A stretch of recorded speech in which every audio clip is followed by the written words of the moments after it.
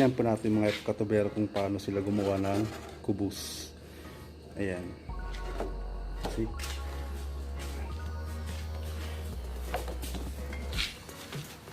Ito yung kaibigan ko si Sakib, gumagawa ng kubus.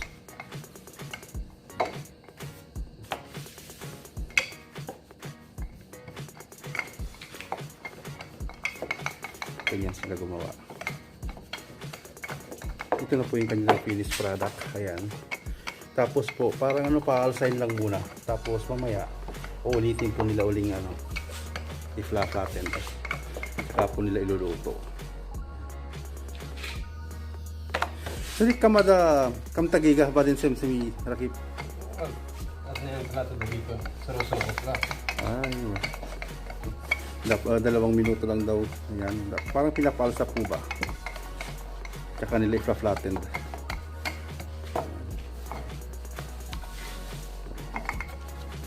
May roller fin silang gamit. Yung iba, ang roller fin na ginagamit po ay tubo, yung PVC. Malam mo kawal, ada plastering, ada roller pin, ada tool kalam, ada karban, ada masura.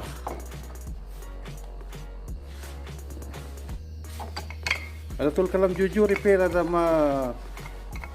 alhin problem, karban.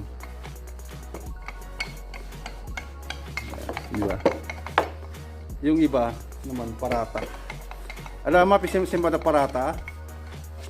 Ada tanwir, awal ada syugul mall, ada tul kalam parata. Oh. Laki na, di ba? Ganyan ang paggawa nila ng kubos. Kaya ano, matipid sila sa pagkain kasi yan ang kinakain nila. Kumakain, yan nilalagyan niya ng oil.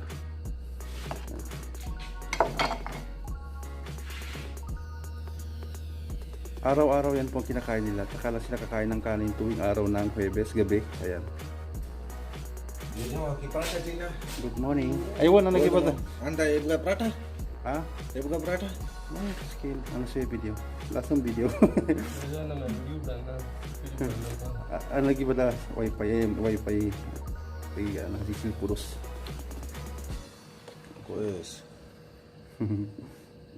Ayan. Naayos-ayos pa niya eh. Anda ibuka prata sih lagi mas. Tama din, cook. Oh. So, yan. Narakip YouTube.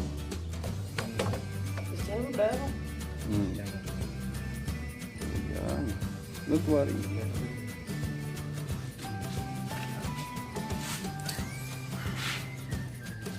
Oh. Ginaganyan niya tapos ano. Pa-alsign lang ulit bago ipa-flatten. Saka nila iluluto.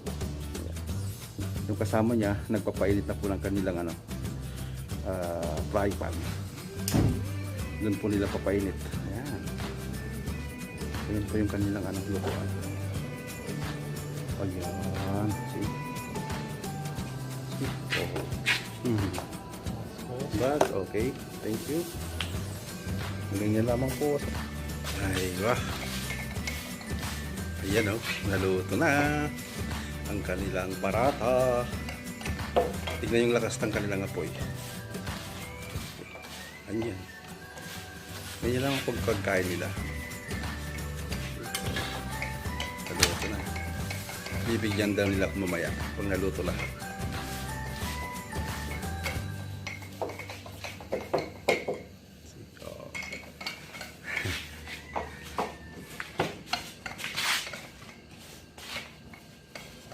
Sokra.